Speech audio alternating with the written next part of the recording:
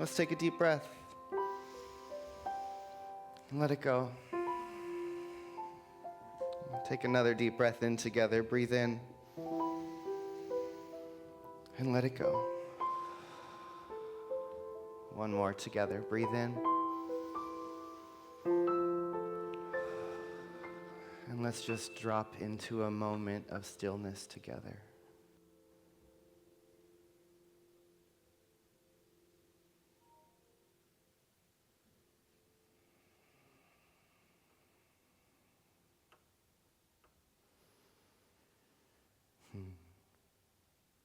And so good morning again.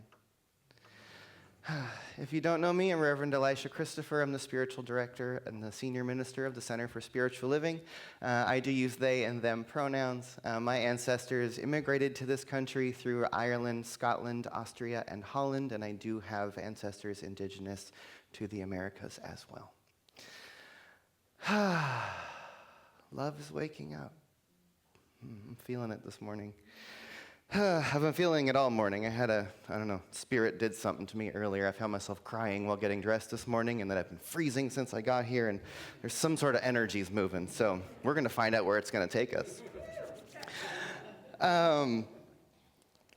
This month our theme that we're exploring is loving the unlikable. And last week we really looked at that as loving the unlikable in ourselves. And looking at those places of pain, those places of shame, those places that perhaps is where our true power is hidden. And this week we're talking a little bit about loving the unlikable in our history. Oh, I know. Sorry. Love it. And it kind of came to me as I started thinking about Thanksgiving coming up this week, because I love a good holiday, I love a good ritual, I love a good celebration. And I personally have a lot of difficulty and a lot of internal struggle when it comes to a lot of our American holidays and a lot of the Christian holidays that are really part of our American culture, because a lot of what we are celebrating, we're celebrating based on false narratives and twisted mythologies. And whenever we engage in a ritual, whenever we engage in a ceremony, we're perpetuating a story. That's what rituals are for.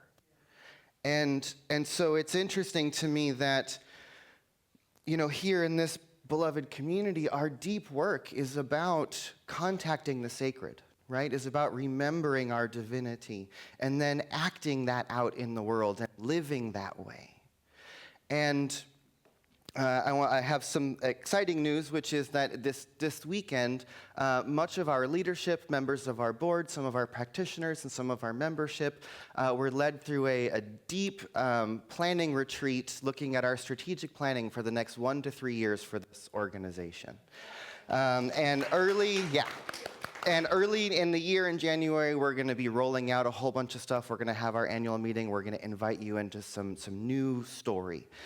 But in this process, yesterday we were led to think about what is it that really drives this community? What's the fire underneath this for each one of us? This spiritual work that we're doing, this coming together in community, what's the thing underneath it that is the deepest motivation? And we're all in a time of silence, and we're all supposed to be writing quietly, and a thought dropped into my head, and I literally said, "Whoa," out loud. And the thought that landed in my head was, we're decolonizing God. I know. I had to think about that. Because on one hand, I really think of colonization and the history of such a thing as a very violent activity that happened over hundreds of years. It's been a systematic thing. And we actually can't decolonize because that would require the same systematic removal in order to get back to something. But we can deconstruct, right? We can decolonize our minds and we can deconstruct ideas and systems. And so I thought, what does it mean to deconstruct God or to deconstruct spirituality? And I realized that for me, it's about bringing us all back to this core that I think much of colonization and Christianization and colonialism has taken the world away from, which is that life itself is sacred. Life itself is sacred. And what if that, right there, is the very core thing that we are all working on? That this whole spirituality that we are about, that we're courting, that we're practicing, it's about revealing the sacred nature of life.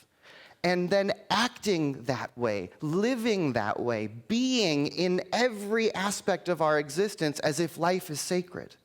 And then from that place, we remember that humans are sacred, that animals are sacred, that resources are sacred, that the earth is sacred. And then that pushes us into this place of activism and into this place of standing up, into this place of building new systems and new ways of being, right? If we get back to this thing this core truth that says life itself is sacred. And that was the deepest lens, the deepest truth through which we were to look at all things. I'm pretty sure it would change 99% of the ways that all of us do everything. Right? Because much of the issues of this nation, much of the issues of the world, much of the warring that's happening, much of the degradation of the planet, much of the greed, all of it is from a lack of awareness of the sacred. If I could point to one core wound for all of humanity, or for at least a good portion of it, is that we've lost touch with the sacred. And there's 400 plus years of systematic separating of people from the sacred.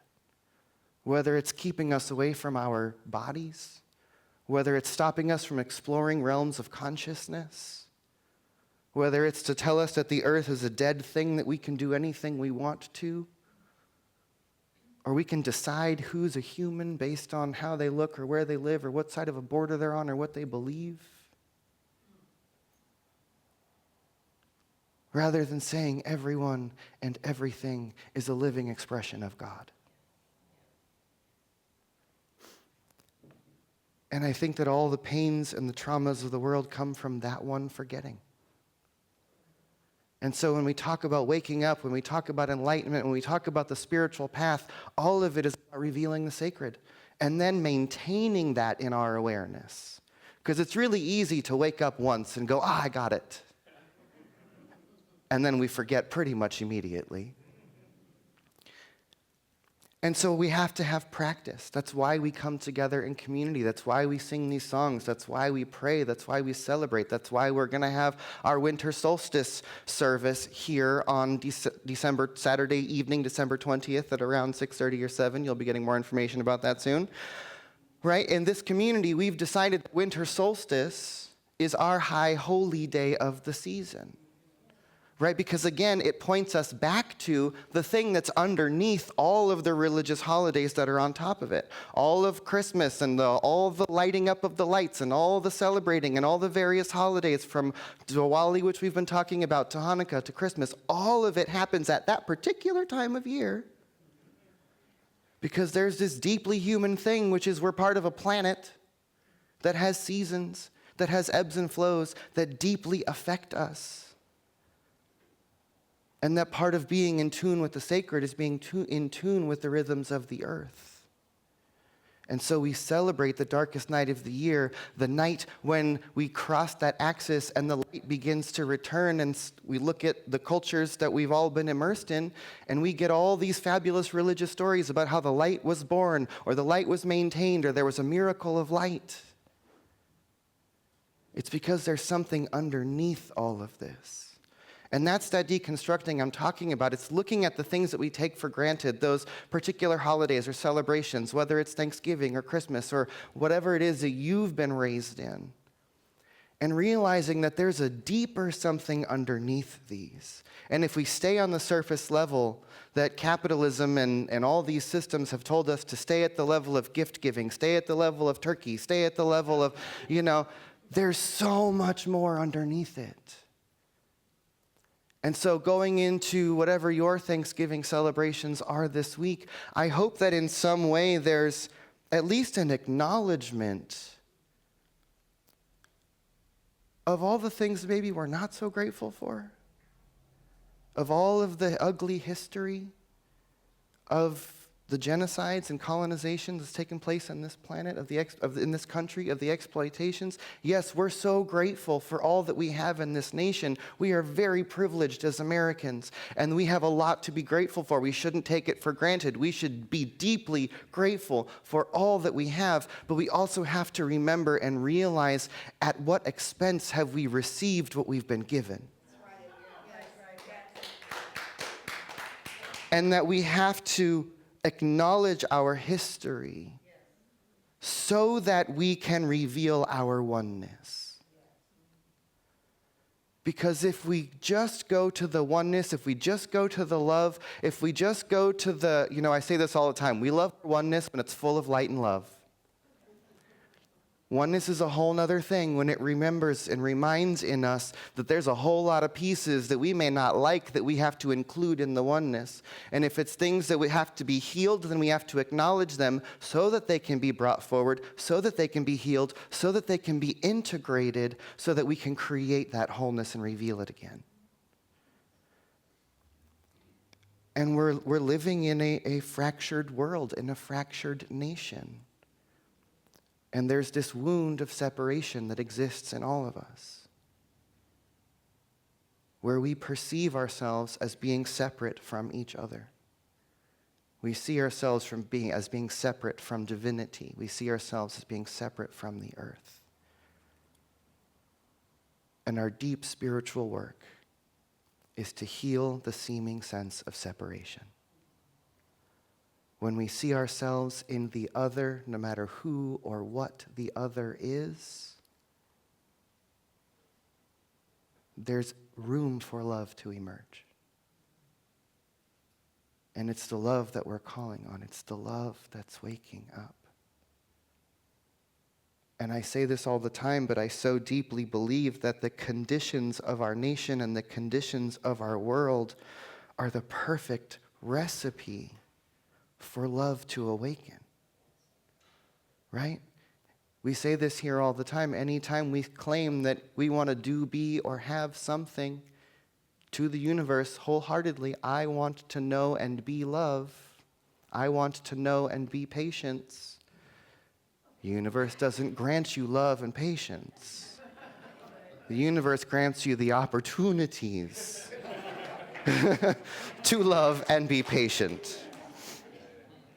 And so if we really are calling upon a love to wake up, then the universe is going to give us conditions that crack our hearts open so that the grief comes out, so that the compassion wakes up, so that we can no longer stand in the face of the division any longer, and the love becomes urgency, the love becomes passion, the love becomes fire and inspiration. Right? And so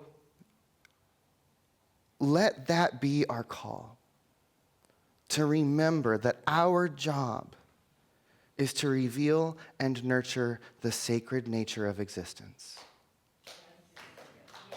Yeah?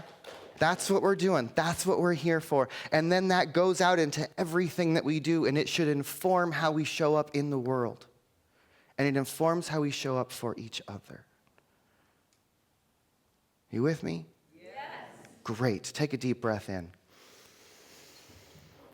And if it's comfortable, close your eyes and just drop in again. And breathe. And as we breathe, let us feel our bodies being breathed. Notice, recognize, remember, there is something greater than we are that is breathing our bodies. Because what I know is that there is indeed one seamless presence that is living and breathing throughout the entirety of the universe. That this one life, this idea that I call God, is so much more than a word can encapsulate. That the one life is the current of energy that moves through all things. It is the power that drives evolution. It is the animate force that is speaking these words. It is the presence that is hearing them. It is the life force that is breathing and beating and moving through each one of us, because what I know is that God is all there is, that the entirety of existence, that every living being, that everyone and everything throughout the entirety of this universe, and probably the entirety of the multiverse, and even into layers and incomprehension, one power, one seamless field of energy that is consistently and consciously and purposefully coalescing into these beautiful energy capsules that we call ourselves. To realize that this beloved planet on which we live is the body of God. That she is our mother. That each one of us is the body of the earth walking around as people for a little while. And so let us live and move and breathe this day as if we know and remember our sacred nature. As if we are truly allowing the divinity of who we are, the infinite one, to see through our eyes, to feel through our being. Let us remember that all is sacred. And now is the time. And we are the ones. And we are ready. And we call upon our history to be healed by this living moment that we are all sharing. I believe that everything necessary is rising up to be healed, to be embraced, to be brought into our wholeness. That everything necessary for our awakening is before us right now. And so let love wake us up. I give great thanks for this very moment. Let us breathe together and surrender to that which is breathing us as easily as it beats our hearts. Let it live and speak and act and be through each one of us. Let us be breathed. Let us be lived.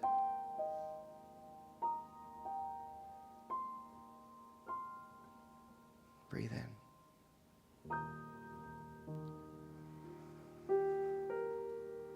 And so it is.